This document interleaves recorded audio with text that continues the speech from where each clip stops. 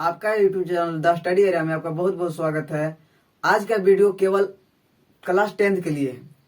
आप लोग को पता होगा कि क्लास 10th का दो पैटर्न में एग्जाम होने वाला है, एक सब्जेक्टिव टाइप, एक ऑब्जेक्टिव टाइप। जो ऑब्जेक्टिव टाइप होने है 2021 में वो दिसंबर में होना है, और जो सब्जेक्टिव टाइप होगा वो 2022 में फरवरी, जनवरी या मार्च में हो सकती है वो एग्जाम। तो 2021 का जो दिसंबर में एग्जाम है उसके लिए बहुत सारे सेट्स आए हैं, यानी सभी सब्जेक्ट के लिए सेट्स आए हैं। लेकिन इस वीडियो में हम लोग केवल बात करेंगे क्लास 10th का मैथ सब्जेक्ट के लिए। तो आज इस वीडियो में हम लोग मैथ का फर्स्ट सेट का सोल्यूशन करने वाले हैं और देखने वाले हैं कि किस प्रकार से बनाया है, क्वेश्चन पैटर्न दिया है। तो चलिए बिना देर के हुए स्टार्ट करते हैं और सेट्स फर्स्ट को सोल्व करते हैं। देखते हैं जो फर्स्ट क्वेश्चन है मेरा वो देखते हैं। क्वेश्चन देखने से पहले आप लोग को बता दें कि कुछ लिखा हुआ रहता है। जैसे में लिखा हुआ है सामान्य निर्देश। सामान्य निर्देश करने में जो बताया जाता है इंफॉर्मेशन वो चीज, लेकिन इसमें फर्स्ट बोला है कि सभी प्रश्न अनिवार्य है, यानी सभी प्रश्न इसमें अनिवार्य है, कोई भी ऐसा प्रश्न नहीं है जो अनिवार्य नहीं है। अगला है कि प्रश्नों की कुल संख्या 40 है, यानी टोटल प्रश्नों की संख्या यहाँ कितना होगा, 40 होगा।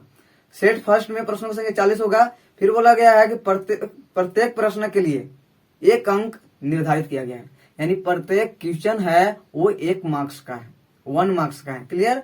अगला जो बोला गया है कि प्रत्येक प्रश्न के लिए 4 विकल्प दिए गए हैं, इनमें से एक सही विकल्प का चयन कीजिए। यानी बोला गया है कि जितने भी क्वेश्चन इसमें दिया गया है सभी के 4 ऑप्शन है, जिसमें से एक सही है और उस सही को आपको क्या करना है, चयन करना है, चूज करना है। उसके बाद बोला गया है गलत उत्तर के लिए कोई अंक नहीं काटे जाएंगे, यानी इसमें नेगेटिव मार्क्स नहीं है, यानी आपको नेगेटिव मार्क्स नहीं काटने वाले हैं। तो देखिए हम लोग देखते हैं। तो आप लोग के जो इस सेट्स का यानी मैथ का फर्स्ट सेट का जो फर्स्ट क्वेश्चन है आपके सामने है और दिखाई दे रहा होगा कि बोल रहा है कि 120 को अभाज्य गुणनखंडों के गुणनफल के रूप में लिखा जा सकता है। चार ऑप्शन दिया हुआ है। पहले हम इसको सॉल्व करेंगे, उसके बाद ऑप्शन देखेंगे कि ऑप्शन कौन सा होगा। तो चलिए हम लोग पहले इसको सॉल्व करते हैं। तो सॉल्व करते हैं हम लोग। देखिए आपको दिया हुआ है 120, 120। इसको जब हम सॉल्व करेंगे तो पहले इसको गुणनखंड करेंगे। तो जब गुणनखंड करते हैं देखते हैं 120 को अगर 2 से हम डिवाइड करें तो 60 बार मिल जाएगा, और 60 को 2 से डिवाइड करें तो 30 बार मिल जाएगा, और 30 को हम 2 से डिवाइड करें तो 15 बार में जाएगा, और 15 को 2 से तो हम लोग डिवाइड नहीं कर सकते हैं। तो कितना से डिवाइड होगा, तो 15 होगा 3 से, 5 से भी होगा, लेकिन हम लोग सबसे पहले जो अंक आता है उसको देखते हैं। तो आप लोग देखिए ध्यान से कि 3 से देंगे कितना बार में चल जाएगा, 5 बार में। आगे देखिए हमको यहाँ 1 ला देना है, यानी कितना देना होगा, 5 से 1 बार में। अब इसको देखते हैं कि 120 को हम लोग क्या लिख सकते हैं। तो 120 को हम लिख सकते हैं 2 इंटू 2 इंटू 2 इंटू 3 इंटू 5, इतना लिख सकते हैं। इसके बाद हम और भी करते हैं काम कि 2 कितना 2 है, तो 3 2 है, तो इसका पावर कितना हो जाएगा, 2 के पावर 3 इंटू 3 के पावर कितना है 1, और 5 के पावर कितना है 1। ये आपका क्या हो जाएगा आंसर।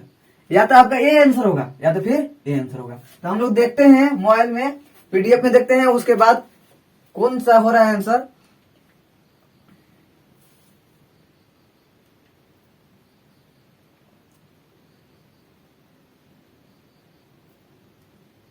देखिए ऑप्शन नंबर ए में दिया हुआ है 2 इंटू 2 इंटू 2 इंटू 3 इंटू 5, यानी 2 इंटू 2 इंटू 2 इंटू 3 इंटू 5, यानी ए वाला ऑप्शन है। यानी इसका जो क्वेश्चन नंबर फर्स्ट है, क्वेश्चन नंबर फर्स्ट का ऑप्शन नंबर ए हो जाएगा।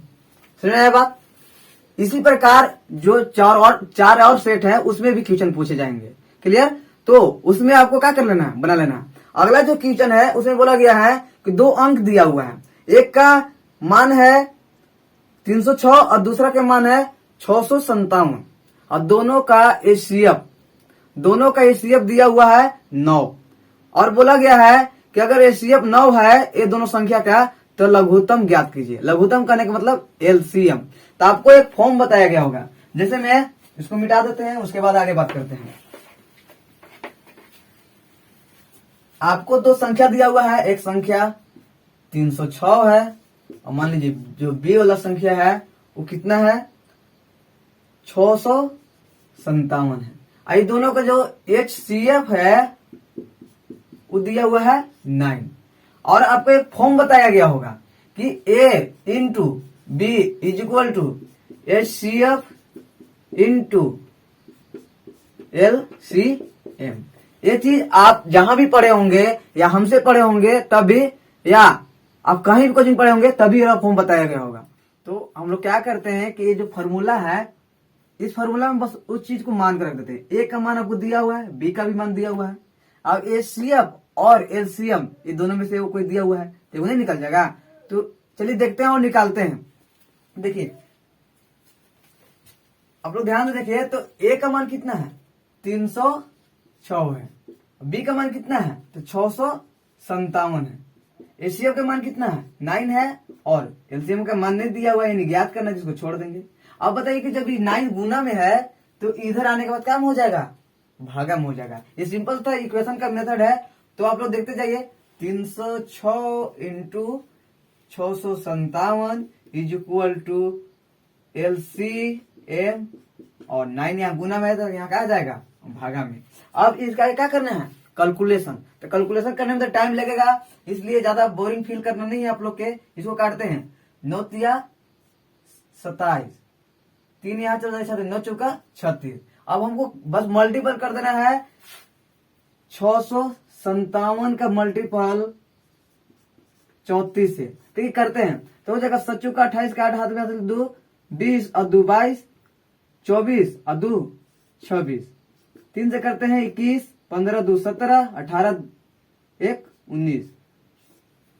क्या हो जाएगा 8 3 3 2 2 यानी आया यहां गुना उना करके 2 2 3 3 8। LCM यानी ये दोनों अंक का जो LCM आया है इस कैलकुलेशन के हिसाब से 22338। अब देखते हैं ऑप्शन में कि है कि नहीं है। तो ऑप्शन जो फर्स्ट है इसका ए उसमें लिखा हुआ है 8667, बी में लिखा हुआ है 22 33 8 और मेरा यही है। यानी जो सेकेंड क्वेश्चन है यानी जो दूसरा क्वेश्चन है उसका ऑप्शन कौन हो जाएगा बी। अब हम लोग बात कर लेते हैं नेक्स्ट यानी क्वेश्चन नंबर 3 का। ये भी काफी इजी क्वेश्चन है। 15 और 25 का HCF पूछा है, 15 और 25 का। देखिए ध्यान से आप लोग 15 और 25 का HCF पूछा है। तो HCF ज्ञात करने के लिए जो पुराना मेथड है जो हम लोग बचपन में सीखे थे उससे भी ज्ञात कर लेंगे और 10वीं में जो सीखे हैं यूक्लिड विभाजन द्वारा उससे भी सीख लेंगे। देखिए क्या है कि एक संख्या आपको दिया हुआ है 15, दूसरा संख्या दिया हुआ है आपका 25। तो दो तरीका है, एक 15 से हम लोग ड्रैग कर देते हैं जो आपको आसान लगेगा। तो क्या कर दे 1 से भागा दे देंगे, 15 में 30 हो जाएगा ज्यादा चल जाएगा ना तो एक ही से देते हैं। कितना हो जाएगा 0 1 बचेगा, 15 यहाँ आ जाएगा। क्या हो जाएगा कि यहाँ 15 आ जाएगा तो 1 बार में जाएगा तो 10, यहाँ बच जाएगा 5, यहाँ आ जाएगा 10, इसे देंगे तो 2 बार में 10 खत्म। जो यहाँ बचता हुआ क्या हो जाता है HCF। क्या हो जाता है HCF। एक ही मेथड हो गया यानी HCF बराबर कितना आ गया यहाँ 5 इस मेथड से। एक और मेथड क्या है यूक्लिड विभाजन। यूक्लिड विभाजन क्या जाता है तो जो बड़ा संख्या है यानी बड़ा संख्या हमेशा यहाँ कर देते हैं ना 25 और यहाँ क्या कर देते हैं 15। तो A is equal to BQ plus R। तो इसी चीज को यहाँ हम लोग क्या कर देते हैं पुट कर देते हैं। तो B की जगह कितना आ जाएगा, A की जगह 25 है और B की जगह 15, 1 से भागा दिए कितना बच गया था 10, 15 अब इधर आ जाएगा और B का मान यहाँ आ जाएगा। अभी इसको भी कितना से देते 1 से तो कितना बचा 10 पर तो 5। अब देखिए क्या होगा 10 यहाँ आ जाएगा और जो R यहाँ आ जाएगा 5 और यहाँ से क्या चल जाएगा 2 और यहाँ क्या हो जाएगा शेषफल 0। जब शेषफल 0 आ जाता है R के मान 0 आ जाता है तो जो B होता है एक्चुअल में वही क्या हो जाता है HCF। तो इस मेथड से भी आ गया, इस मेथड से भी आ गया। एक और मेथड होता है जो अभी बता देते आप लोग के। एक मेथड होता है कि 25 है, 25 को तोड़ते हैं हम। तो 25 को तोड़ते हैं तो कितना बार में चल जाएगा 5 गुने 5 खत्म हो गया इतना बार में। 15 को तोड़ते हैं तो 15 कैसे जाएगा तो 3 एक क्या हो जाएगा 5। अब देखिए 25 के बराबर हम लोग लिख सकते हैं 5 गुने 5, इतना लिख सकते हैं। यानी हम लोग ऐसे लिख सकते हैं कि 5 के पावर 2। अच्छा, दूसरा चीज क्या लिख सकते हैं, 15 को हम लोग लिख सकते हैं 5 गुने 3। अब देखिए कॉमन कौन हुआ, तो कॉमन मेरा 5 हुआ। और एचसीएफ के लिए हम लोग क्या करते हैं, एचसीएफ के लिए हम लोग करते हैं सबसे लोअर पावर, कॉमन देखेंगे और सबसे लोअर पावर देंगे। तो कॉमन तो 5 है लेकिन हाईएस्ट पावर 2 है और सबसे लोअर पावर कौन है, 1 है। यानी कि ए वाला, यानी यहां भी एचसीएफ का क्या हो गया 5। अब देखते हैं ऑप्शन में चीज दिया हुआ है कि नहीं दिया हुआ है। देखिए ध्यान से आप लोग, क्वेश्चन नंबर 3 का ऑप्शन नंबर ए में ही आपको क्या दे दिया गया है 5, यानी इसका ऑप्शन कौन हो जाएगा ए, करेक्ट आंसर कौन हो जाएगा ए। चलिए अगला क्वेश्चन हम लोग बात कर लेते हैं। अगला ऑब्जेक्टिव है ऐसे ही कि एक प्राकृतिक संख्या, प्राकृतिक संख्या जानते हैं आप लोग 1 2 3 4 5 6 7 8 ऐसे होता है। एक प्राकृतिक संख्या का अभाज्य गुणनखंड उसके गुणनखंडों के क्रम को छोड़ते हुए, उसके गुणनखंडों के क्रम को छोड़ते हुए होता है, खाली स्थान होता है, तो होता है 1। क्या होता है 1, उसको क्या बोलते हैं हम लोग 1। आप देखोगे जैसे हम ये लिखेंगे 1 2 3 4 5, एक प्राकृतिक संख्या है, तो आप इसमें एक जोड़ेंगे 3 मिल जाएगा, इसमें एक जोड़ेंगे 3 मिल जाएगा, इसको भी एक जोड़ेंगे 3 मिल जाएगा, इसको भी एक जोड़ेंगे 3 मिल जाएगा, तो 1 होगा। इसका आंसर क्या होगा 1। लेकिन देखते हैं ऑप्शन में क्या होगा। तो दिया हुआ है फर्स्ट ऑप्शन अनेक, सेकेंड में दिया हुआ अद्वितीय, सी में दिया हुआ है 2 और जो फोर्थ यानी डी में दिया हुआ 5। तो जो बी ऑप्शन है यानी अद्वितीय, अद्वितीय का मतलब होता है केवल 1, अद्वितीय का मतलब क्या होता है केवल 1। तो कौन सा ऑप्शन हो जाएगा बी। समझ में आ गया, यानी क्वेश्चन नंबर 4 का करेक्ट आंसर बी। अब बात कर लेते हैं अगला। अगला आपको बोला गया है कि द्विघात बहुपद होगा, देखिएगा ध्यान से आप लोग, द्विघात बहुपद होगा जिनके शून्यकों का योग √2 है और गुणनफल 1/2 है। इसको ज्ञात करने के लिए आपके सर जहां भी जिस भी इंस्टीट्यूट में पढ़ते होंगे उस इंस्टीट्यूट के जो मैथमेटिक्स का सर होंगे वो आपको एक फॉर्मूला दिए होंगे, क्या, द्विघात बहुपद को ज्ञात करने के लिए। देखिए अल्फा प्लस बीटा आपको दिया हुआ है, अल्फा इंटू बीटा ये भी आपको क्या किया है दिया हुआ है। अल्फा प्लस बीटा कितना है, तो शून्यकों का योग दिया हुआ है √2 और गुणनफल कितना दिया हुआ है तो 1/3। और दूसरी बात क्या हमको ज्ञात क्या करना है, तो ज्ञात करना है द्विघात सूत्र, द्विघात बहुपद। द्विघात बहुपद ज्ञात करना है तो आपको कोचिंग में बताया गया होगा कि द्विघात बहुपद इज इक्वल टू फॉर्मूला बताया गया होगा कि x का square minus alpha plus beta into x plus alpha into beta, ये आपको फॉर्मूला दिया गया होगा एक्चुअल में। अब हमको क्या करना है कि इसमें मान रख देना है और मान रखने के बाद अपने आप आ जाएगा और उसके बाद देखेंगे ऑप्शन कौन सा है और वही हमारा क्या हो जाएगा आंसर। एक्स का एक्स स्क्वायर रख देंगे, माइनस का minus, alpha plus beta, alpha plus beta का मान क्या है √2 है, फिर यहाँ एक्स हो जाएगा plus alpha into beta, alpha into beta का मान कितना है 1/3। आगे देखिएगा ध्यान से, एक्स इज इक्वल टू हो जाएगा, ये माइनस इंटर कर जाएगा तो माइनस में √2 इंटू में क्या हो जाएगा एक्स और प्लस में 1/3। आप क्या कर सकते हैं कि जब यहाँ हर में दे दिया यानी जो 3 है हर में है तब आप एलसीएम वाला काम कर देंगे, यानी भिन्न का जोड़ा गया है तो एलसीएम वाला काम कर देंगे हम लोग, 1 ले लेंगे और 1 लेने के बाद क्या हो जाएगा यहाँ सभी कैल्सियम 3, 1 से भागा देंगे 3 बार हो जाएगा, 3 से गुना हो जाएगा 3x स्क्वायर, माइनस का माइनस 1 से भागा देंगे 3 बार हो जाएगा, 3 से गुना कर देंगे तो 3 से क्या हो जाएगा 3 √2x, 3 से भागा 3 में देंगे 1 बार हो जाएगा, 1 से गुना हो जाएगा तो 1 में क्या हो जाएगा 1।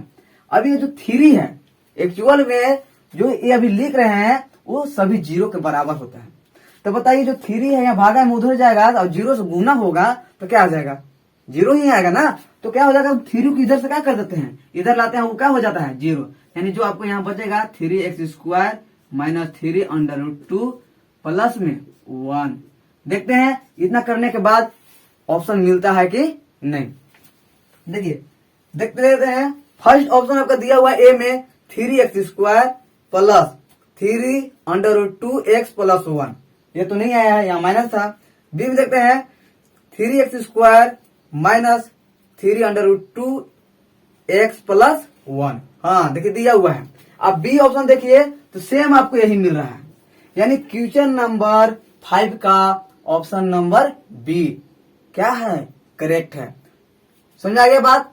अच्छा आगे देखते हैं, अगला जो बात बोल रहा है कि क्वेश्चन नंबर 6 का कि यदि ax² plus bx plus c के शून्यक अल्फा प्लस बीटा है, दिया हुआ है अल्फा प्लस बीटा है, तो अल्फा प्लस बीटा नहीं, अल्फा और बीटा है, तो अल्फा प्लस बीटा का मान क्या होगा। तो आप लोग को बताया गया होगा, ये चीज चेक करने के लिए जब बताया जाता है, यहां देखिएगा कि alpha plus beta is equal to होता है माइनस बी बटा ए, आई होता है alpha into beta is equal to होता है सी बटा ए। तो हमको क्या पूछा है, अल्फा प्लस बीटा। देखिए आप ध्यान से, किधर गया क्वेश्चन, अल्फा प्लस बीटा, तो कौन हो जाएगा, आप ये वाला ऑप्शन देखिए, माइनस बी बटा ए, माइनस बी बटा ए जिस ऑप्शन में होगा वो क्या हो जाएगा, सही, यानी हो जाएगा। यहाँ आप ध्यान से देखेंगे तो ए, ऑप्शन नंबर ए में आपको लिखा हुआ है माइनस बी बटा ए, तो माइनस बी बटा ए क्या हो जाएगा, क्वेश्चन नंबर 6 का करेक्ट आंसर। अब हम आगे बात करते हैं, अगला में क्या है क्वेश्चन नंबर 7 में कि ग्राफ दिया हुआ है 2.1, एक्सरसाइज 2.1 से क्वेश्चन है, जो ग्राफ दिया हुआ है। अब पी एक्स के शून्य की संख्या पूछता है, तो ग्राफ देख आपको नहीं बता देते हैं, ग्राफ में दिया हुआ है। अब ध्यान दीजिएगा, मान लीजिए ये ग्राफ हो गया, इधर से चल गया, ठीक है, ये एक्स एक्सिस है और ये क्या है, वाई एक्सिस। और हम लोग क्या देखते हैं, पूछा हुआ है हमको, ध्यान से देखिए पी एक्स, देखिएगा ध्यान से, किसका पूछा है, पी एक्स, यानी एक्स को काटेगा, एक्स वाला लाइन को काटेगा उतने ही शून्य की संख्या होगा। जो ग्राफ है जितना एक्स को काटेगा उतने ही शून्य की संख्या होता है। तो जो इसमें दिया हुआ है वो ऐसे ग्राफ दिया हुआ है। अब ध्यान से देखो कि जो ये ग्राफ खींचा गया है, क्या ये एक्स वाला लाइन को काट रही है, तो आप बोलोगे कि नहीं, तब शून्य की संख्या कितना हो जाएगा, 0। कितना हो जाएगा, 0। क्वेश्चन नंबर कितना है, क्वेश्चन नंबर 7 का ऑप्शन नंबर ए हो जाएगा। ऑप्शन नंबर ए में आपको दिया हुआ कितना, 0। चलिए अगला बात कर लेते हैं हम लोग, समीकरण युग्म, यानी अभी चैप्टर नंबर 3 से आ गया क्वेश्चन, यानी बोला गया कि समीकरण युग्म a1x plus b1y plus c1 is equal to 0। दूसरा दिया हुआ है a2x plus b2x plus c2 is equal to 0। अगर ऐसा दिया हुआ है और कुछ कंडीशन भी दिया हुआ है, वो कंडीशन लिखने के बाद हम बात करते हैं कि हमको सॉल्व क्या कर रहे हैं। देखिए आप लोग ध्यान से, आप ध्यान से देखिए क्वेश्चन को, देखिए दिया हुआ है कि एक है a1x plus b1y plus c1 is equal to 0। दूसरा दिया हुआ है a2x plus b2y plus c2 is equal to 0। अब इसका कंडीशन दिया हुआ है, कंडीशन दिया हुआ है कि a1 और a2 बराबर है b1 और b2 और नोट बराबर है c1 और c2। चलिए इसको जानने से पहले देखिए क्वेश्चन क्या पूछा, इसमें पूछा गया है कि अद्वितीय हल होगा, अनेक हल होगा, कोई हल नहीं होगा, 2 हल होगा। तो पहले हम लोग इसको बारे में थोड़ा सा अच्छे से बात कर लेते हैं। देखिए ऐसे ऐसे 3 कंडीशन आते हैं, देखिएगा आप ध्यान से, हम इधर लिख देते हैं 3 कंडीशन।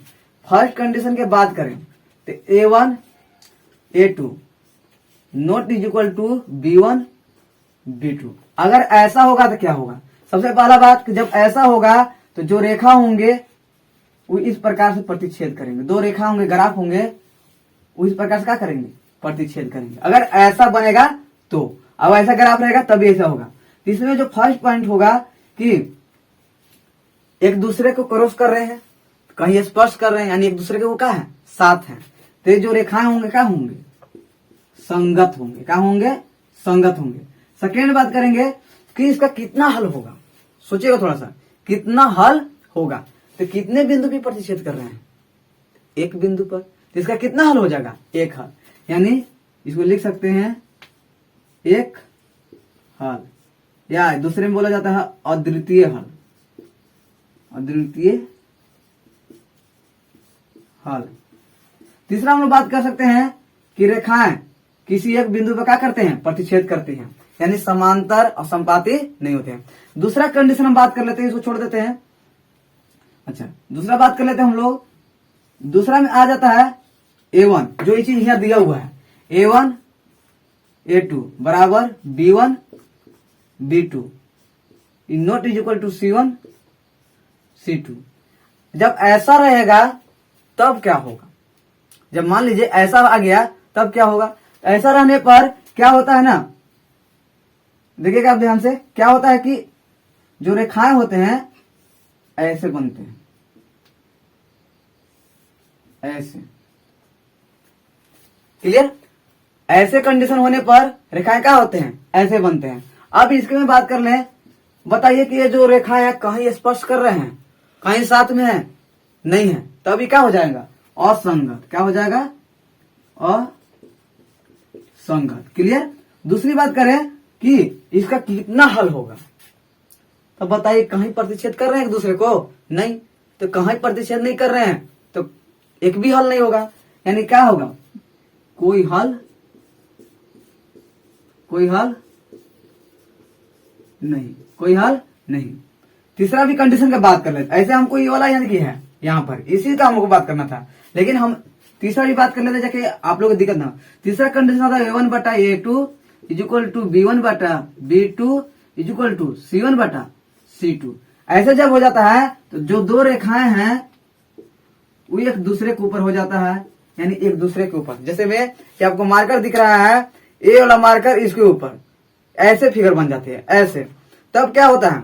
इसको बोलते हैं हम लोग संपाती। क्या बोल देते हैं? संपाती। तो ऐसे कंडीशन में क्या क्या बनता है? तो इसमें तो देख रहा होगा कि एक दूसरे के साथी है, तो क्या होंगे?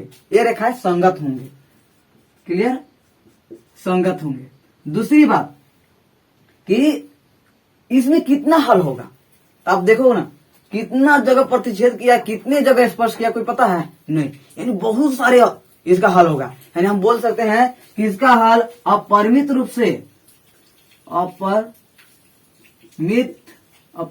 से अनेक हल। क्या हो जाएगा? अनेक हल। समझा ना? ऐसे हम लोग यहाँ बात करना था, इससे बात कर लेते हैं। हम यहाँ अभी आप लोग को पढ़ाने हैं, इसलिए हम लोग शॉर्ट में ही बात कर रहे हैं। क्लियर? इतना इसलिए बताया ताकि और भी क्वेश्चन आप सोल्व करें तो वहां आपको दिक्कत ना हो। तो इसमें जो क्वेश्चन पूछा गया है हल के बारे में, क्या पूछा गया? हल, कि इसका हल क्या होगा, ऐसा फॉर्मेट है तो हल क्या होगा? तो आपको दिखाई दे रहा होगा कि उसका कोई हल नहीं होगा। आपको जो ऑप्शन होगा उसको क्या कर देना है? मार देना है। देखते हैं ऑप्शन कौन सा है। तो आपका ऑप्शन हो जाएगा सी। कौन सा हो जाएगा? सी। कोई हल नहीं है, सी में कोई हल नहीं है। इसी प्रकार इसी चैप्टर से क्वेश्चन है 9th में, समीकरण युग्म 2x। पहले क्वेश्चन इसको मिटा लेते हैं, ये सॉल्व करने वाला है, इसको छोड़ देते हैं, काम आ सकती है आगे, कोई गारंटी नहीं है। देखिए ध्यान से, अगला जो 9th में क्वेश्चन है दिया हुआ है 2x minus 3y is equal to 0।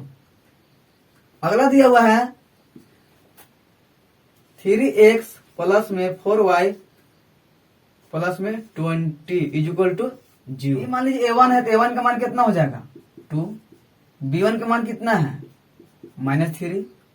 और C1 का मान नहीं दिया होता उसको मान लेते हैं 0। ठीक है।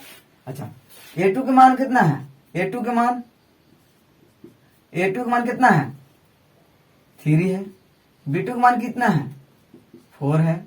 अच्छा, C2 का मान कितना है? 20 है। दिक्कत यहां तक। अब देखते हैं फॉर्मेट, तो A1 और A2 इसका मान कितना हो जाएगा? 2/3। क्लियर? B1 बटा B2 इसका मान कितना हो जाएगा? -3/4। आप ध्यान से देखोगे तो A1 बटा A2 का मान 2/3 है, B1 बटा B2 का मान -3/4 है। तो क्या ये दोनों आप लोग आपस में बराबर हैं? तो A1 और A2 not equal to B1 बटा B2। अब बताइए ये कौन सा फॉर्मेट आ गया, तो फॉर्मेट यहाँ आ गया, देखिएगा ध्यान से। कहाँ आ गया, यहाँ। तो बताइए ऐसा हो गया तो उसका ग्राफ कैसा बनेगा, ऐसा, यानी एक बिंदु पर क्या करेगा, प्रतिच्छेद करेगा। चलिए ऑप्शन देखते हैं कौन सा ऑप्शन है क्वेश्चन नंबर 9 का। तो ये लिखा हुआ फर्स्ट में संपाती है, प्रतिच्छेद करती है, समांतर है, लंबवत है। ऑप्शन नंबर कौन हो जाएगा, बी, प्रतिच्छेद करती है। क्योंकि ऐसा फॉर्मेट आया और ऐसा फॉर्मेट क्या होता है, ऐसा फिगर बनता है। क्लियर, क्या हो जाएगा, प्रतिच्छेद करती है। अगला क्वेश्चन नंबर हम 10 के बात करें तो क्वेश्चन नंबर 10 भी काफी अच्छा है। जो 10वां क्वेश्चन है वो इसमें बोल रहे हैं सी के किस मान के लिए सभी युग्म C x minus Y is equal to 2 तथा C 6x minus 2y is equal to 4 का अनंत हल है। अनंत हल का मतलब अभी तुरंत में बताया कि अपरिमित रूप से अनेक हल ऐसा है, यानी ये वाला फॉर्मेट पर वो आके क्या होगा, बैठेगा। चलिए हम लोग पहले इसको साफ करते हैं और इसको क्या करते हैं, जल्दी से सॉल्व करते हैं। देखिए ध्यान सब लोग, देखिए जो आपका इक्वेशन है वो दिया हुआ है c x minus Y is equal to 2। दूसरा दिया हुआ है 6x minus 2y is equal to 4। अब बोला है अनंत हल है। अनंत हल कहने का मतलब ए वाला फॉर्मेट, यानी a1 बटा a2, b1 बटा b2 और c1 बटा c2।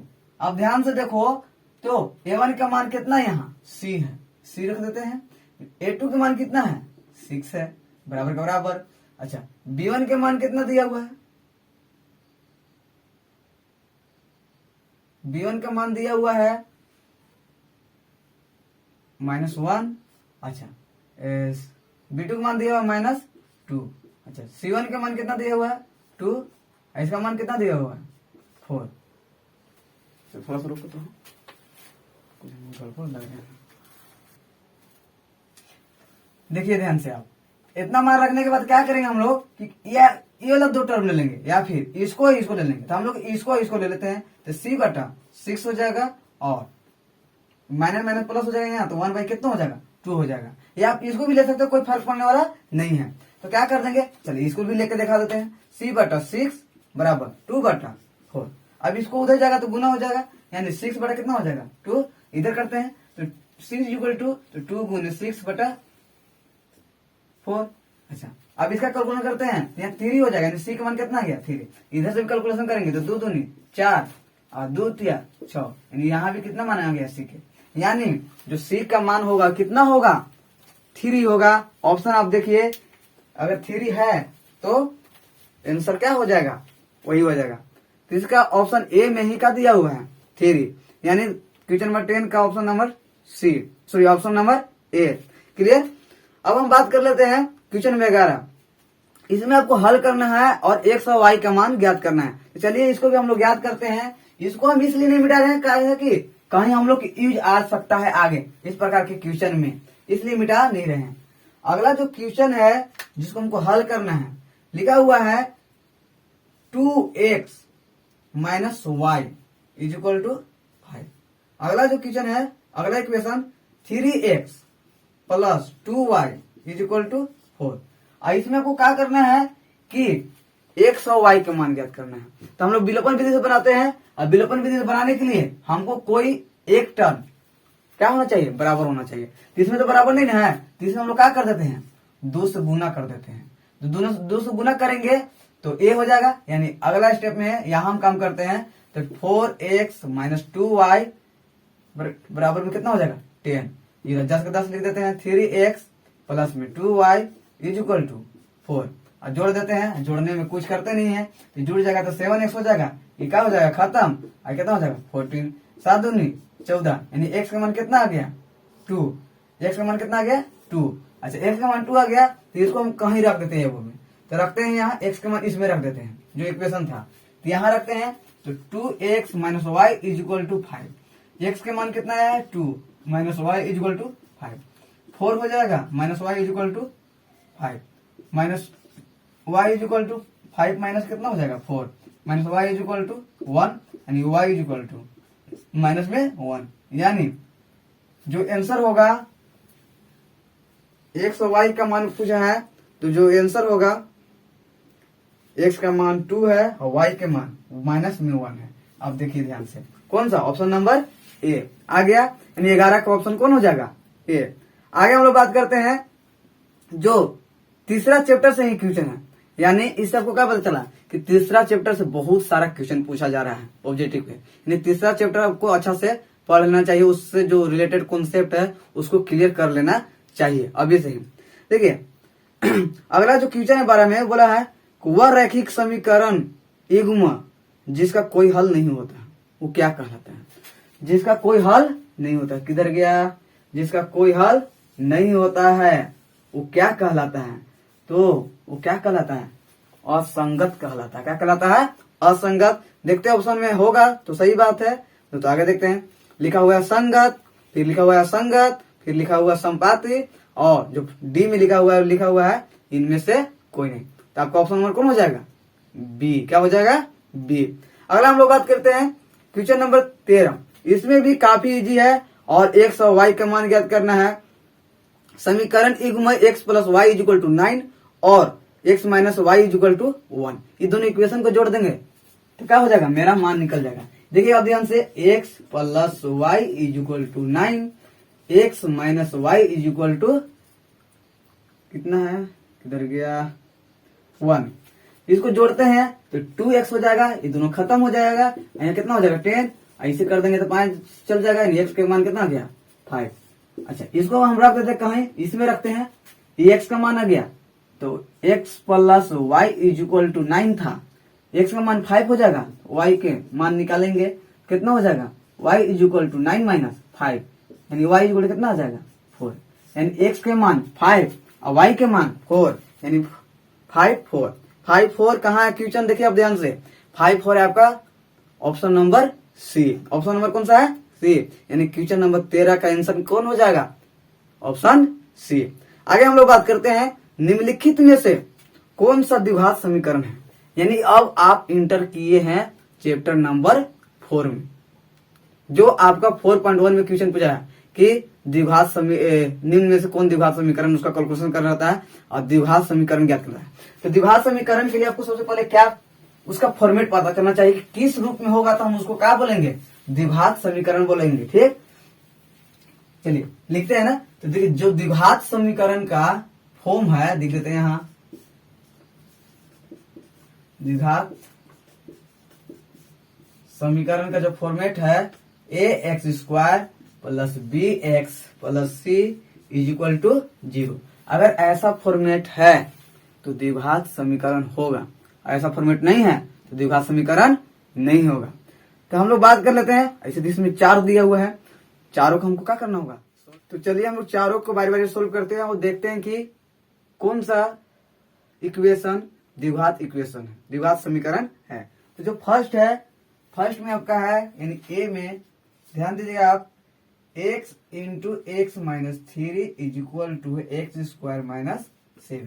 चलिए इसका हम सोल्यूशन करते हैं तो क्या हो जाएगा, X square minus 3x is equal to X square minus 7। इसको क्या हो जाएगा, ये आप में क्या हो जाएगा, खत्म हो जाएगा। तो आपका जो बच जाएगा 3x इज इक्वल टू बच जाएगा माइनस में 7। अब इसमें देखेंगे तो हाईएस्ट पावर 2 होनी चाहिए, लेकिन x का हाईएस्ट पावर कितना है, 1 है, यानी ये द्विघात समीकरण नहीं है, यानी ये क्या हो गया, कैंसल। बी को देखते हैं, बी में दिया हुआ है x प्लस 1 का whole square is equal to X square minus में 5x। ध्यान दीजिएगा, तो इसका a प्लस बी का होल स्क्वायर पर तोड़ देंगे तो एक्स का स्क्वायर प्लस 2x प्लस 1 हो जाएगा और एक्स स्क्वायर माइनस में 5x हो जाएगा। ये कैसे किए हैं, तो यहाँ एक की जगह x है, b की जगह 1 है, इसको आप a प्लस बी का होल स्क्वायर पर तोड़िएगा तो ये चीज आ जाएगा, क्लियर। तो एक्स स्क्वायर आपस में क्या हो जाएगा, खत्म। आपके यहाँ बच जाएगा 2x plus 1 is equal to minus में 5x। इस वाला भी इक्वेशन को देखिएगा तो हाईएस्ट पावर x का कितना है, 1 है, और द्विघात समीकरण के लिए कितना होना चाहिए हाईएस्ट पावर, तो अब ध्यान दीजिए कितना, 2। तो ये भी आपका बी भी क्या हो जाएगा, नहीं होगा, यानी खत्म ये भी। ठीक, सी को देखते हैं। तो जो सी है x प्लस 1 का whole square is equal to 2x 2 into x minus 3। इसको देखते हैं, x का स्क्वायर हो जाएगा, यहाँ 2x हो जाएगा और 1 का स्क्वायर 1 हो जाएगा, और यहाँ करेंगे तो 2x माइनस में 6, इसको इधर लाएंगे तो देखते हैं। अच्छा, पहला बात इसलिए क्या हो जाएगा, खत्म। तो एक्स स्क्वायर बच जाएगा प्लस में 1, ये माइनस में 6 इधर आएगा, कम हो जाएगा प्लस में 6 इज इक्वल टू हो जाएगा 0। अब बच जाएगा एक्स स्क्वायर और प्लस में 7 इज इक्वल टू 0। आप ध्यान से देखोगे तो एक्स का हाईएस्ट पावर कितना गया, 2। कितना गया, 2। लेकिन कहोगे कि सर इसमें तो बी एक्स वाला टर्म है ही नहीं, है। आप देखो ध्यान से, लिखा कि आया कितना, एक्स स्क्वायर प्लस, मान लीजिए बी की जगह 0 है और यहाँ एक्स है, इसके दोनों के बीच गुना करेगा तो 0 हो जाएगा, और फिर का सी की जगह 7 इज इक्वल टू कितना है, 0। इसको गुना करा देंगे तो 0, इसको कितना हो जाएगा 7 इज इक्वल टू 0। अभी 0 का कोई मायने नहीं है तो इसको हम ऐसे लिख सकते हैं, डायरेक्ट इज इक्वल टू 0। यही फॉर्मेट है, यानी option number C correct. Question number जो 14 था उसका ऑप्शन नंबर सी हो गया। चलिए हम बात करते हैं अब क्वेश्चन नंबर 15 की। ये भी काफी इंटरेस्टेड है और ये भी चैप्टर 4 से है। चलिए हम सब मिटा देते हैं एक बार, ताकि अब इससे कोई रिलेटेड आएगा नहीं। इसको रखें या नहीं रखें कोई दिक्कत होने वाला नहीं है। देखिए ध्यान दीजिए आप लोग, ग्रीन कलर मिटता भी नहीं है बहुत जल्दी, ब्लैक वाला मार्कर कहाँ है। चलिए आप लोग देखिए ध्यान से, जो क्वेश्चन नंबर 15 है, क्वेश्चन नंबर 15 में दिया हुआ है कि यदि विभक्तकार यानी डी 0 से बड़ा है, जो डी है वो 0 से क्या है, बड़ा है, तो इसमें क्या बोला है, तो ऐसा का फॉर्मेट है, तो आप बताइए उसका जो मूल होगा वास्तविक होगा, समान होगा, यानी क्या होगा। तो आपको थोड़ा सा हम इधर बता देते हैं, देखिए ध्यान से। 3 फॉर्मेट होता है, एक होता है यहाँ, एक होता है डी 0 से बड़ा होगा, दूसरा होता है डी 0 के बराबर होगा, और तीसरा होता है डी 0 से छोटा होता है।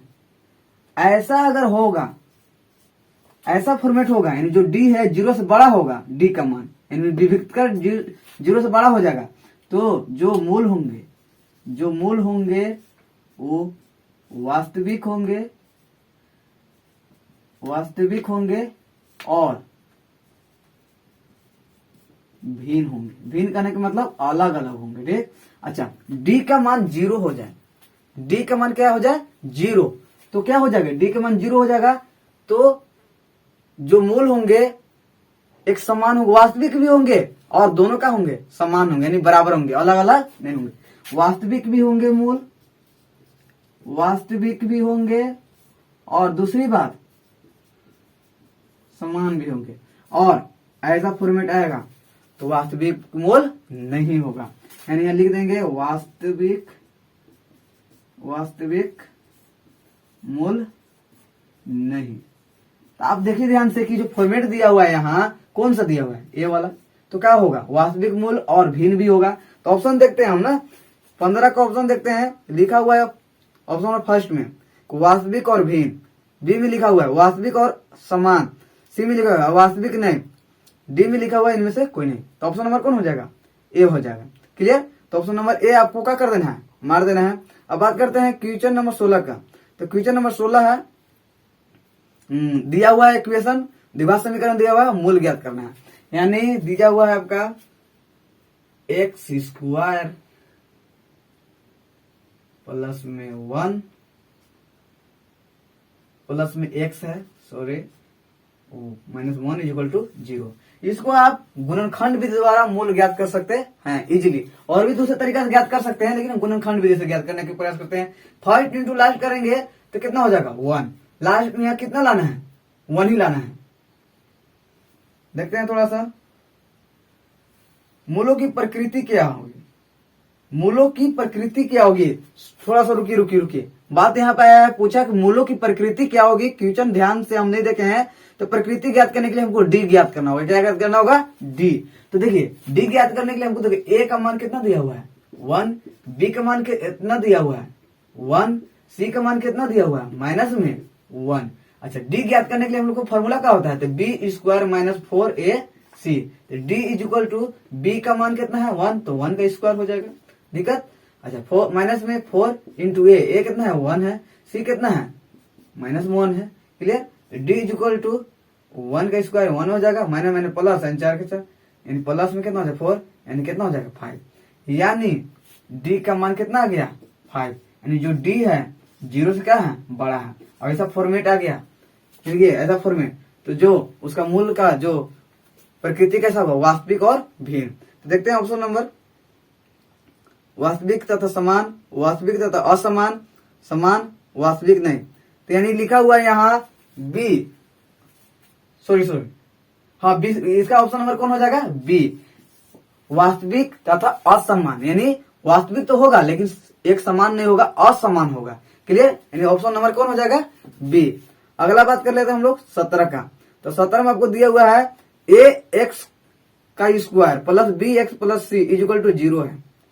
ठीक है, जब 0 है तो दो भिन्न वास्तविक मूल होंगे यदि, देखिए ध्यान से, दो मूल वास्तविक होंगे यदि, देखिए ध्यान से ना, दिया हुआ दो मूल वास्तविक होंगे यदि बी स्क्वायर माइनस 4ac 0 से क्या हो छोटा हो, ए में। ठीक है। अगला दिया हुआ है बी में कि बी स्क्वायर माइनस 4ac क्या हो 0 के बराबर हो। सी में दिया हुआ है बी स्क्वायर माइनस 4ac क्या हो 0 से बड़ा हो। और डी में दिया हुआ है इनमें से कोई नहीं। तो आप ध्यान, क्या बोला है कि वास्तविक मूल होंगे। तो वास्तविक मूल कब होंगे, दो भिन्न वास्तविक मूल कब होंगे, जब 0 से बड़ा होंगे। दो वास्तविक भिन्न मूल कब होंगे, जब वो जो 0 से बड़ा होगा। यानी कौन हो जाएगा ऑप्शन नंबर सी। कौन सा हो जाएगा ऑप्शन नंबर सी। क्लियर। आगे हम लोग बात कर लेते हैं क्वेश्चन नंबर 18। क्वेश्चन नंबर 18 में बोला गया है कि द्विघात समीकरण x square minus x plus 3 equal to 0 का विविक्तर ज्ञात कीजिए। विविक्तर यानी डी ज्ञात कीजिए। तो देखिए इक्वेशन हम लिख देते हैं। देखिए इक्वेशन, देखिए ध्यान से आप लोग, x square minus x plus 3 is equal to 0। यानी इसमें ए का मान कितना है 1 है, बी का मान कितना है माइनस में 1 है, सी का मान कितना है 3। ए का मान 1, बी का मान माइनस 1, सी का मान 3। जो विविधता होता है डी इज इक्वल टू क्या होता है formula, B square minus 4ac। तो याद करते हैं डी इज इक्वल टू कितना है, बी का मान कितना माइनस 1 का स्क्वायर माइनस 4 इंटू ए का मान कितना 1 और सी का मान कितना 3। ठीक है। डी इज इक्वल टू क्या हो जाएगा प्लस में 1, इसको कर देंगे माइनस में 12, यानी डी का मान हो जाएगा माइनस में 11। देखते हैं इसमें ऑप्शन कोई है, ऑप्शन नंबर डी, यानी ऑप्शन नंबर डी में माइनस 11 दिया हुआ है, यानी इसका option number D correct answer होगा। क्लियर। 19 की हम लोग बात कर ले तो 19 में बोला गया है कि यदि द्विघात समीकरण x square minus 4x plus के इज इक्वल टू 0 का मूल समान हो तो के का मान ज्ञात करें। तो इसको बनाने से पहले हम लोग क्या करते हैं कि हम अपना मार्कर में इंक डाल लेते हैं और उसके बाद इसको क्या करते हैं सोल्व करते हैं। चलिए हम लोग क्वेश्चन नंबर 19 को जल्दी से क्या कर लेते हैं, हम लोग सोल्व करते हैं। आप ध्यान दीजिए कि क्वेश्चन नंबर 19 का इक्वेशन है वो दिया हुआ है x square minus 4x plus में के इज इक्वल टू 0। अब बोला है कि समान मूल होंगे। मूल कैसा होगा समान। आप ध्यान दीजिएगा कि आप इस पर बात पर ध्यान रखिए, इसी को बोलते हैं कीवर्ड।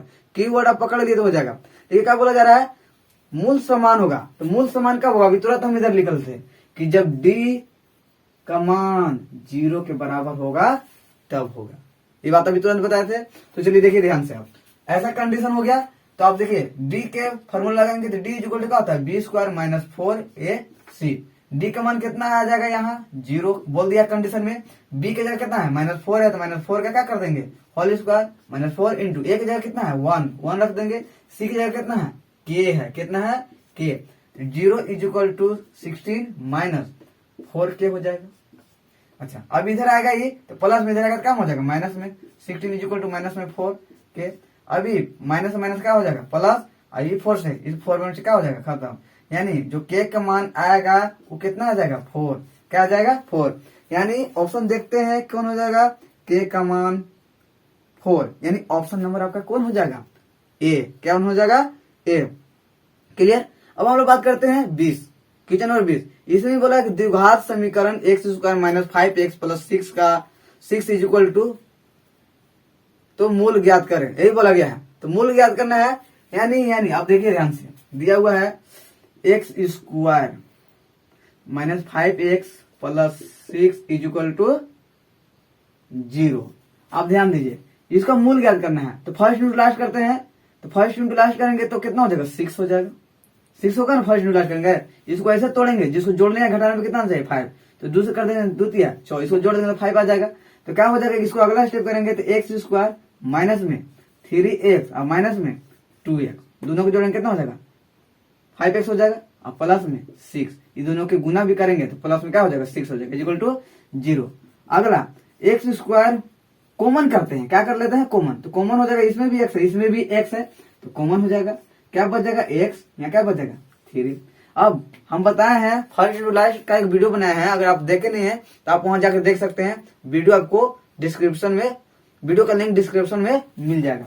देखिए क्या हम उसमें बताया है कि जो यहाँ क्वेश्चन में आएगा यहाँ भी सेम क्वेश्चन में आएगा। तो आप देखिए कि x माइनस 3 है, तो यहाँ भी कितना होना चाहिए x माइनस 3।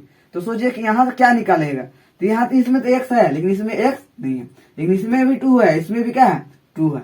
तो हम लोग क्या करते हैं -2 बाहर कर देते हैं, तो -2 बाहर करेंगे तो कितना x बच जाएगा, और माइनस में क्या बच जाएगा 3 इक्वल टू 0। नहीं भी सोचा कर दीजिए गुना, -2 into x minus 2x minus minus plus plus 2 into 3 क्या हो जाएगा 6। क्लियर।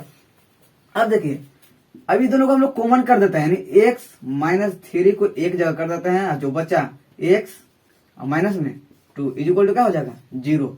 अब देखिए इसको, इसके लिए भी 0 होता है, इसके लिए भी 0 होता है। कैसे होता है ये चीज जानना है, हम विस्तार रूप से बताए हैं, फर्स्ट इंटू लास्ट का हम वीडियो बना चुके हैं, आप उसको देख सकते हैं, जानना है तो। देखिए ध्यान से आप लोग, इसको क्या करते हैं कि x माइनस 3 इक्वल टू 0 हो जाएगा, और x माइनस 2 इक्वल टू भी क्या हो जाएगा 0, इसके लिए भी 0 इसके लिए भी 0। क्लियर। तो x का मान यहाँ कितना हो जाएगा 3, और यहाँ x का मान कितना हो जाएगा 2, यानी फर्स्ट इंटू लास्ट कितना आया 3 2, कितना है 3 2। देखते हैं 20 का, हाँ तो 2 3 या 3 2 बात सेम है, यानी ऑप्शन नंबर कौन बी, कौन सा हो जाएगा ऑप्शन नंबर बी। आप ध्यान देके बनाइएगा, आपका एग्जाम बहुत नजदीक है, दिसंबर में है, और आज जो हम वीडियो शूट कर रहे हैं 15 नवंबर है, तो 15 दिन का टाइम है, आप अच्छे से रिवीजन कर लीजिएगा 5 सेट, तो हमको ऐसा नहीं लगता है कि क्वेश्चन बाहर जाएगा, और मेहनती स्टूडेंट होंगे तो कोई दिक्कत होने वाला है नहीं। अगला जो क्वेश्चन आता है क्वेश्चन नंबर 21, ये अब इंटर कर गया क्वेश्चन कहां से, चैप्टर नंबर 5 से, यानी एपी से इंटर कर गया। तो एपी से आपको पता होगा कि एपी क्या होता है, तो फर्स्ट क्वेश्चन यही पूछ दिया है कि निम्नलिखित में से कौन एपी है, कौन एपी है। इसको मिटा देते हैं, उसके बाद हम बात करते हैं उसके लिए। क्वेश्चन नंबर 21 से स्टार्ट होता है एपी वाला क्वेश्चन। देखिए बोला गया है कि निम्नलिखित में से एपी कौन है। ए में आपको दिया हुआ है 2 4 8 16। बी में आपको दिया हुआ है 1 3 5 7 डॉट डॉट। ठीक। सी में दिया हुआ है 5 25 1 25 6 25 डॉट डॉट। और डी में दिया हुआ है नोट। देखिए हम एपी उसको बोलते हैं जिनके बीच जो डी होते हैं सभी जगह का होता है बराबर होता है। A1 और A2 के बीच भी जो डी हो, A2 और A3 के बीच का जो डी हो, A3 और A4 का जो बीच के डी हो, सभी का डी अगर बराबर हो तब उसको क्या बोल देते हैं हम लोग, AP है। तो देखते हैं ध्यान से, इसके बीच का जो डी आएगा वो 2 आएगा। देखिए ध्यान से, 2 बढ़ा है। देखिए इसके बीच के जो देखिएगा तो कितना आ गया, इसमें 4 बढ़ गया, यानी इसमें 4, इसके बीच देखिए तो इसमें कितना बढ़ गया 8। ये कभी AP होगा? फर्स्ट में डी 2 आया, सेकेंड में डी 4 आया, थर्ड में डी 8 आया, ये कभी AP होगा? नहीं होगा, यानी ऑप्शन नंबर ए गलत। ठीक है, इसमें देखते हैं, तो यहां से यहां गए तो 2 बढ़, क्लियर। यहां से यहां भी गए हैं तभी क्या बढ़ा है, 2 बढ़ा है। यहां से यहां भी गए हैं तभी क्या बढ़ा है, 2 बढ़ा है, क्लियर। अभी हम इसको नहीं बोलेंगे, इसको चेक कर लेते हैं, क्लियर। यहां से यहां हमको आने में 20 बढ़ा, और यहां से यहां आने में आपको कितना बढ़ गया पता है, 100। कितना बढ़ गया, 100। अब देखो यहां से आने में 20, आगे जाने पर कितना हो गया, 100। तो ए भी एपी नहीं है, यानी सी भी क्या हो गया, कैंसिल। यानी आपका ऑप्शन नंबर कौन हो जाएगा, बी। यानी क्वेश्चन नंबर 21 का ऑप्शन नंबर बी, क्लियर। आगे बात करते हैं हम लोग कि देखिए आप ध्यान से कि एपी दिया हुआ है और बोला जा रहा है कि 10वां पद ज्ञात कीजिए। A1 और A2 का मान दिया हुआ है और 10वां मान उसको क्या करना है, ज्ञात कर देना है। तो आप ध्यान दीजिए, चलिए लिखते हैं अगला क्वेश्चन।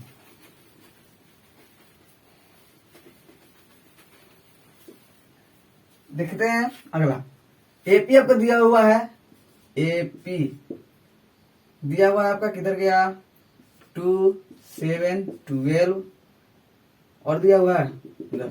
आपको ज्ञात करना है A10 का मान, ठीक है। तो आपके पास A1 है 2, अगर आप D ज्ञात करना चाहते हैं तो देख लीजिए डिफरेंस कितना है, 5 का डिफरेंस है, तो 5 हो गया D। तो A10 का मान ज्ञात करते हैं तो आपको पता होगा कि A1 होता है और 9 प्लस में 9 D हो जाता है। तो A10 इक्वल टू कितना हो जाएगा, A1 का मान कितना है 2 प्लस 9 गुने D का मान कितना 5, यानी A10 इक्वल टू हो जाएगा 9 × 45 और 2 47, क्लियर। यही है आपका क्या है, इस एपी का 10वां पद, 47 का है 10वां पद। देखते हैं ऑप्शन में है कि नहीं है, ऑप्शन में है, ऑप्शन नंबर कौन सा, सी, क्लियर। आगे हम बात करते हैं, अगला जो क्वेश्चन है, क्वेश्चन नंबर 23। बोला जा रहा है कि 2 अंकों वाली कितनी संख्या 3 से विभाजित हो सकती है, यानी 2 अंक का संख्या होना चाहिए और वो कितनी विभाजित हो सकता है। अच्छा बताइए, 2 अंक वाला कैसे बोलते हैं, 11 है, 12 है, 13 है, और लास्ट में 100 तक जाएंगे तो 100 तो 3 अंक हो जाएगा, ये तो एकदम नहीं होगा। तो इसके पहले वाला कौन हो जाएगा, 99, यानी और 3 से विभाजित होने वाला चाहिए। 11 से विभाजित होगा नहीं, 10 विभाजित होगा नहीं, कौन विभाजित होगा, 12, 13 भी नहीं होगा, 14 भी नहीं होगा, उसके बाद कौन होगा, 15, 16 भी नहीं होगा, 17 भी नहीं होगा, 18 होगा।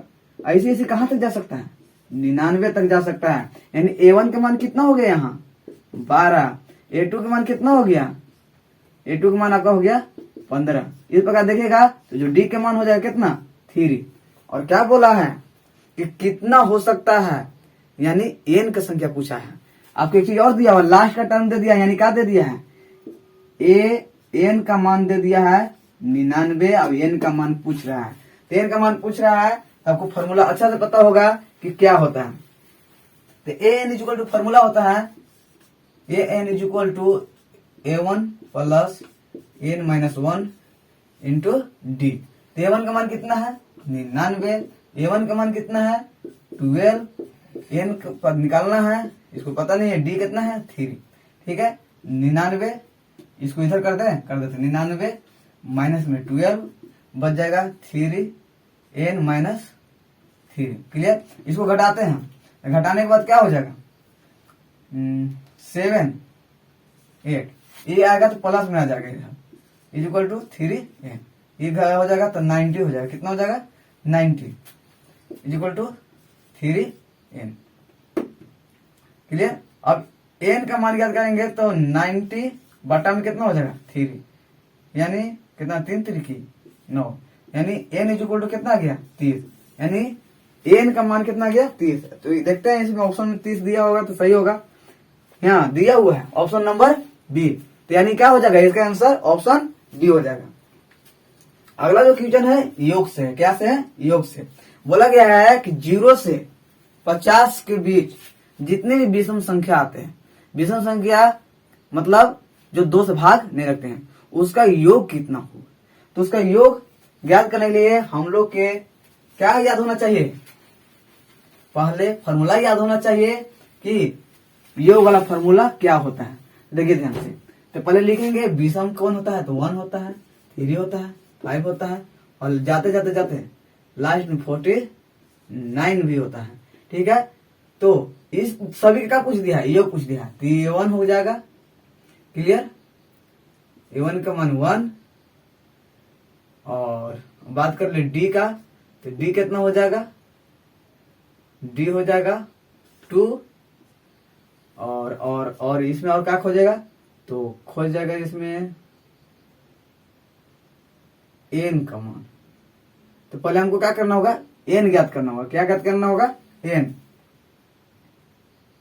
एस एन का मान। एस एन तो हमको पता नहीं है, तो एस एन, एन का मान ज्ञात करना, तो एन ज्ञात कर लेंगे। पहले देखिए ध्यान से आप लोग, एल का मान कितना हो जाएगा, 49। तो एन के मान ज्ञात करने के लिए हमको क्या करना होगा, ए एन। देखिए ये जो होता है ए एन के बराबर भी होता है, तो ए एन फॉर्मूला लगा देंगे, तो A1 प्लस क्या हो जाएगा, n-1 इंटू डी।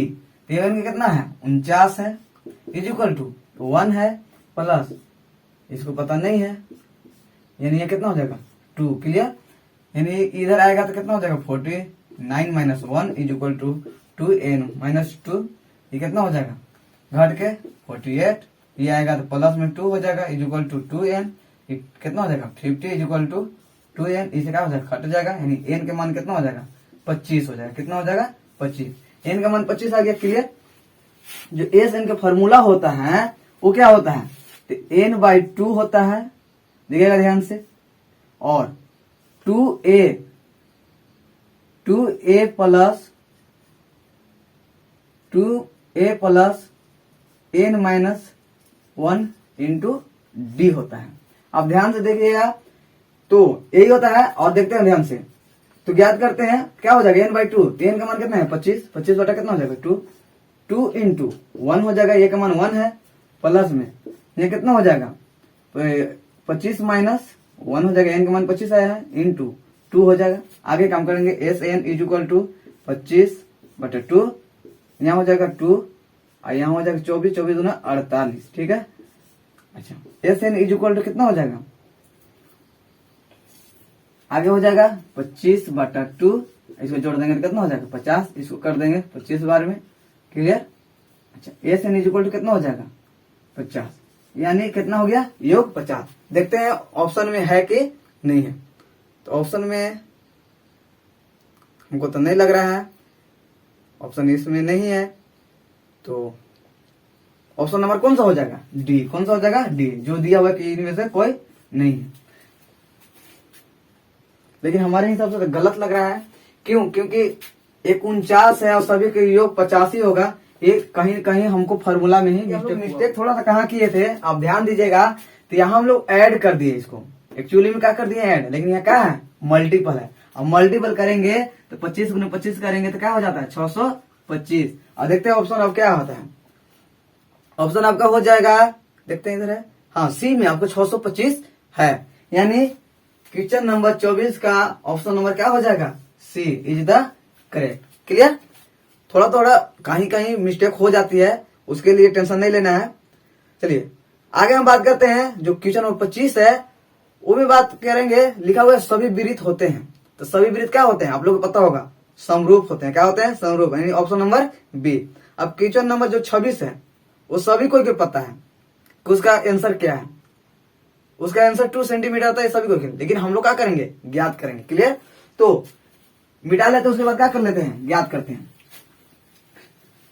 देखिए चूंकि जब समांतर है DE समांतर BC है, तो क्या हम लोग यूज कर लेंगे किसको, थेल्स को, और थेल्स को यूज करेंगे तो क्या लिख देंगे, थेल्स लिख देंगे। EC AD का मान इसमें दिया हुआ है, कितना दिया हुआ है, एक्चुअल में AD ज्ञात करना है, DB का मान दिया हुआ है कितना 2, तो AD के AD छोड़ देते हैं, DB का मान रख देते हैं। ए का मान कितना दिया हुआ है, तो ए का मान 1.5 और EC का मान कितना दिया हुआ है 3।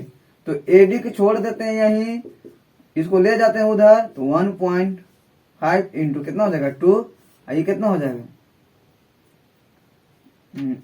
कितना हो जाएगा 3। अगर इसको बात करें तो इससे क्या हो जाएगा, कट जाएगा, या कितना हो जाएगा 1, कितना हो सॉरी 1 2 हो जाएगा, कितना हो जाएगा 2 बार में, 1.5 गुना क्या हो जाएगा 2, इससे 2 क्या हो जाएगा खत्म। यानी AD का मान यहाँ कितना आ जाएगा, कितना आ जाएगा 1 सेंटीमीटर।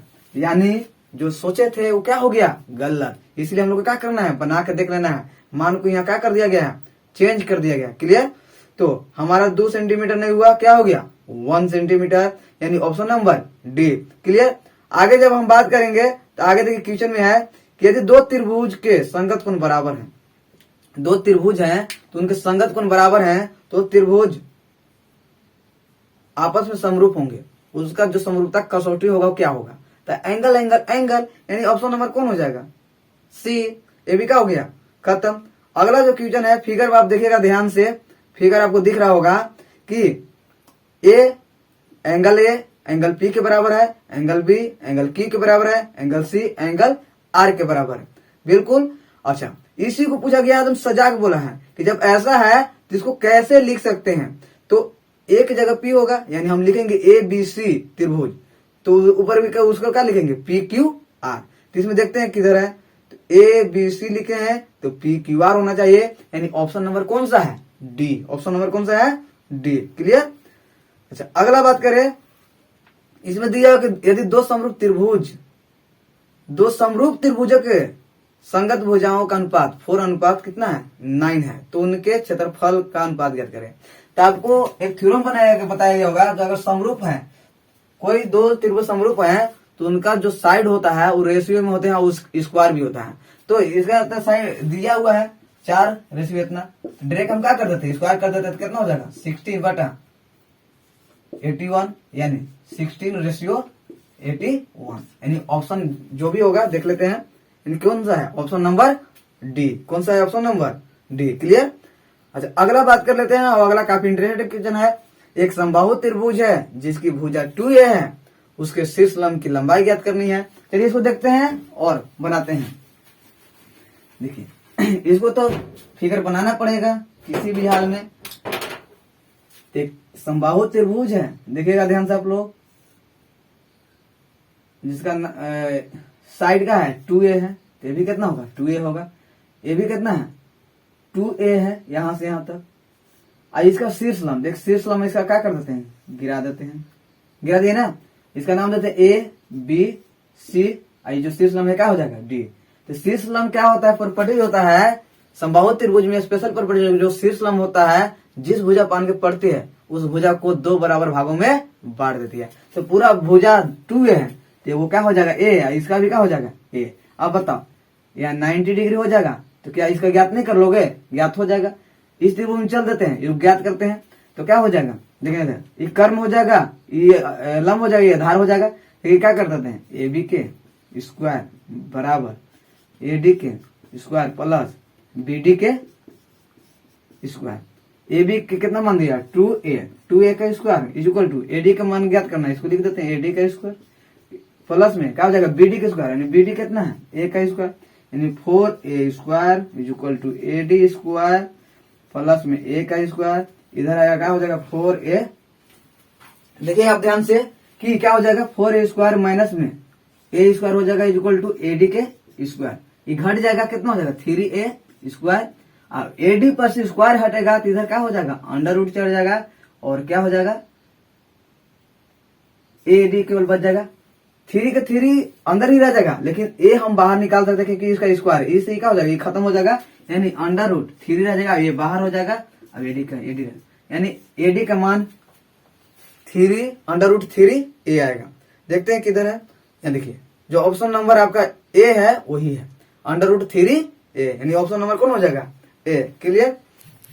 अगला बात कर लें तो 31, क्वेश्चन नंबर 31, इसमें आपको क्या करना है कि पाइथागोरस जो सबसे बड़ा भुजा है उसको कर्ण मान लीजिए, और जो दो साइड है उसको लंब आधार मान लीजिए और उस पर पुट करके देखिए, अगर पाइथागोरस थ्योरम पर सुटेबल हो जाता है तो जो कोण होगा वो क्या होगा, 90 डिग्री होगा। यानी अगर ऐसा हो तो ऑप्शन नंबर कौन हो जाएगा, सी। ऐसे आपको कर लेना है इसको और हम आगे बढ़ते हैं, क्योंकि वीडियो भी बहुत लंबी होती जा रही है। आगे हम लोग बात करते हैं कि एक वृत्त की कितनी स्पर्श रेखा हो सकती है। देखिए ध्यान से, एक वृत्त की कितनी स्पर्श रेखा हो सकती है, तो दो। कितने हो सकते हैं, दो। मान लीजिए वृत्त है, गोल नहीं बना, देखिए ये वृत्त है, एक स्पर्श रेखा इधर से खींचे, एक स्पर्श रेखा इधर से खींचे, और दूसरा जगह कहीं से खींचेंगे समांतर, वो भी कैसा, समांतर, सॉरी समांतर के यहाँ बात तो नहीं की है, यहाँ बात की है कितनी स्पर्श रेखा खींची जा सकती है। तो आपको बता दें कि बहुत सारा यानी अपरिमित रूप से अनेक, उसका कोई पता नहीं है। यहां अगर केवल समांतर की बात कर देते कि एक वृत्त पर कितनी समांतर रेखा खींची जा सकती थी तो उसका आंसर कितना होता, दो। और हमको लगा कोई ऐसा ही क्वेश्चन पूछा है, लेकिन वैसा क्वेश्चन नहीं है, इसमें बोला कि कितनी स्पर्श रेखा हो सकती है। तो देखिए ऑप्शन नंबर जो आपका सी है उसमें लिखा है परिमित रूप से अनेक, यानी ऑप्शन नंबर कौन हो जाएगा, सी। ठीक, अगला बात करते हैं हम लोग 33 जो क्वेश्चन है काफी इंटरेस्टेड है, इसको मिटाते हैं और उसको क्या करते हैं, बनाते हैं।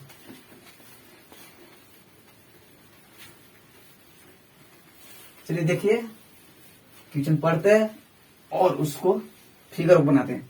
देखिए क्वेश्चन जो बोल रहा है कि एक वृत्त के केंद्र से, मान लीजिए एक वृत्त है और उसके केंद्र से, एक वृत्त है, इसका केंद्र है यहाँ और इसके केंद्र से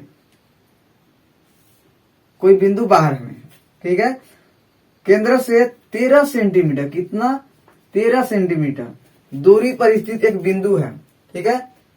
इस बिंदु से जो स्पर्श रेखा खींचा जाता है, इस बिंदु से जो स्पर्श रेखा खींचा जाता है, उस स्पर्श रेखा की लंबाई कितना है, 12 सेंटीमीटर। क्लियर। तो आप इसका क्या कीजिए, त्रिज्या ज्ञात कीजिए। तब बताओ कि स्पर्श रेखा जहां पर स्पर्श करती है वहां क्या इतना बनती है, 90 डिग्री। तब बताओ पाइथागोरस इजीली कर सकते हो, कर लो। अब मान लो इसको मान लेते हैं पी, यहाँ हो जाएगा ओ, ये क्या हो जाएगा क्यू।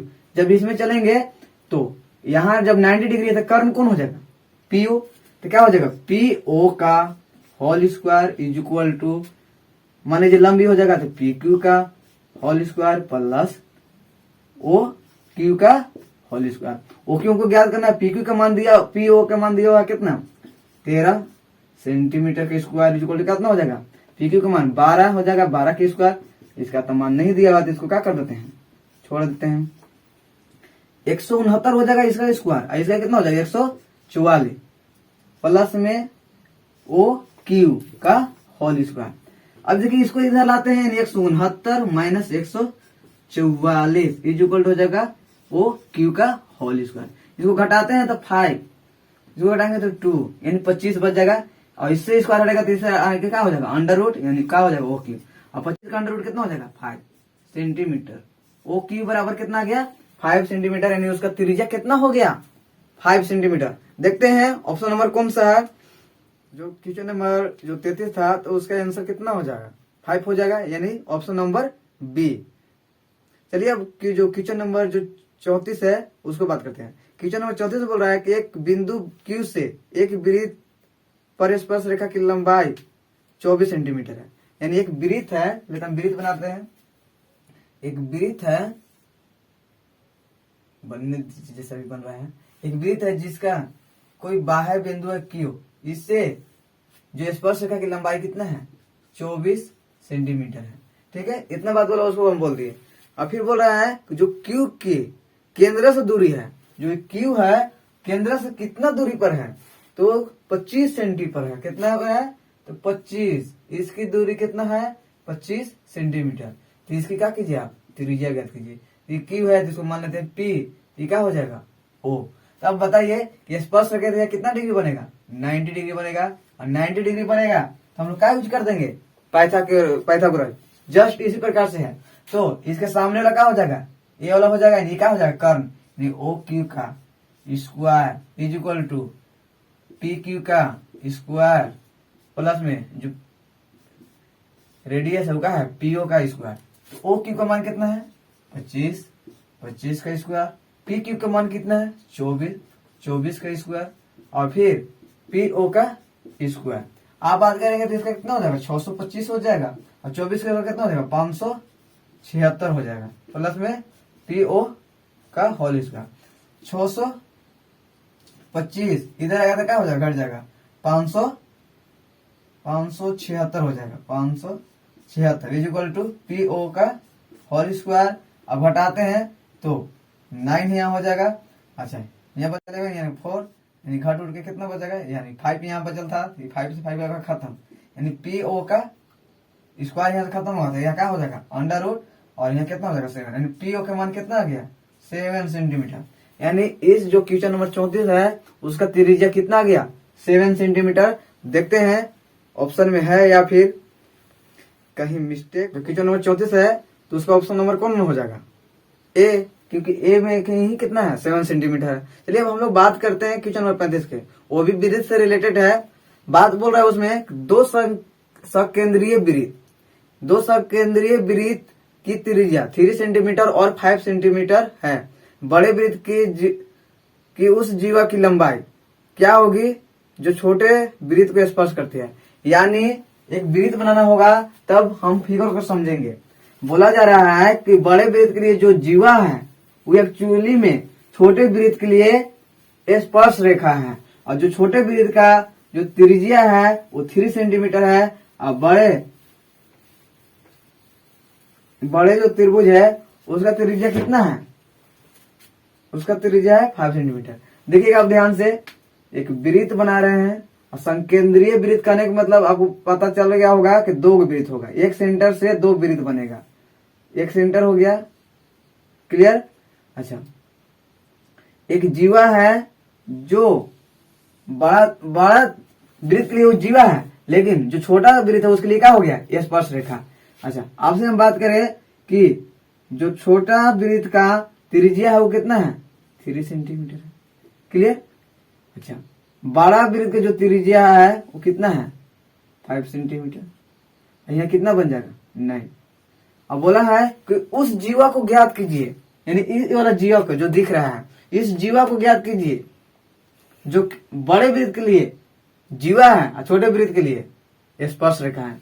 तो हम नाम दे देते हैं, मान लीजिए ओ हो जाएगा, यहाँ ए बी, ऐसे नाम क्या दे देते हैं सी। अब मान लीजिए एसी हम ज्ञात कर लेंगे तो सी भी तो बराबर हो जाएगा ना। आपको पढ़ाया गया होगा कि जीवा केंद्र से आने वाली रेखा अगर जीवा पड़ती है तो जीवा को 2 बराबर भागों में क्या कर देती है बांट देती है।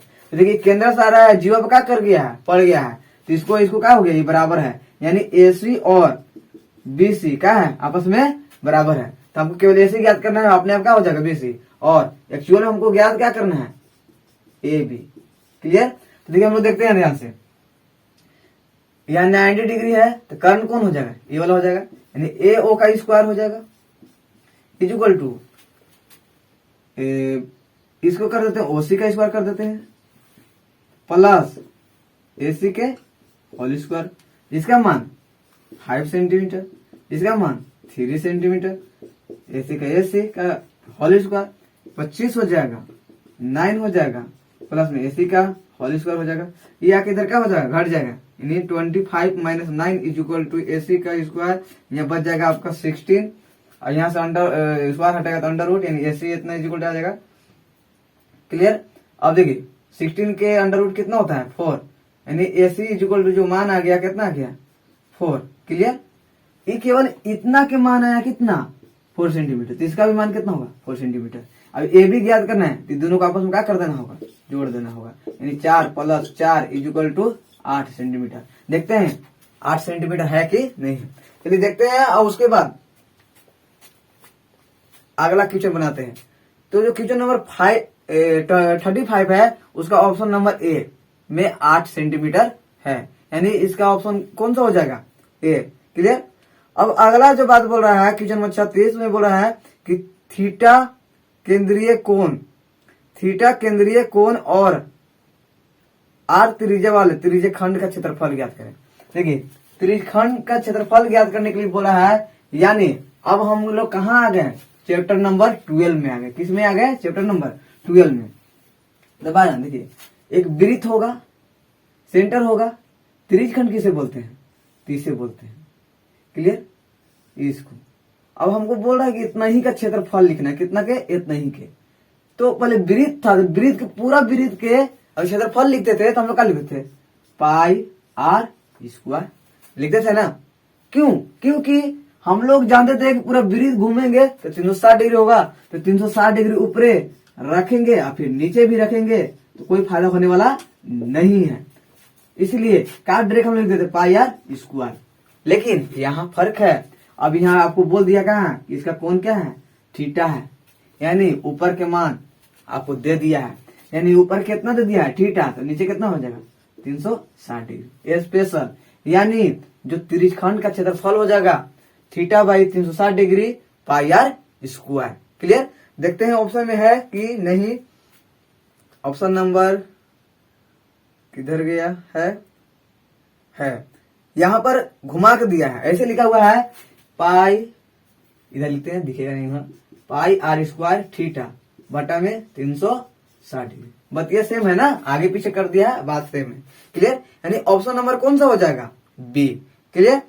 अगला बात बोल रहा है कि वृत्त के सबसे बड़ी जीवा को क्या कहते हैं? एक वृत्त है। क्लियर?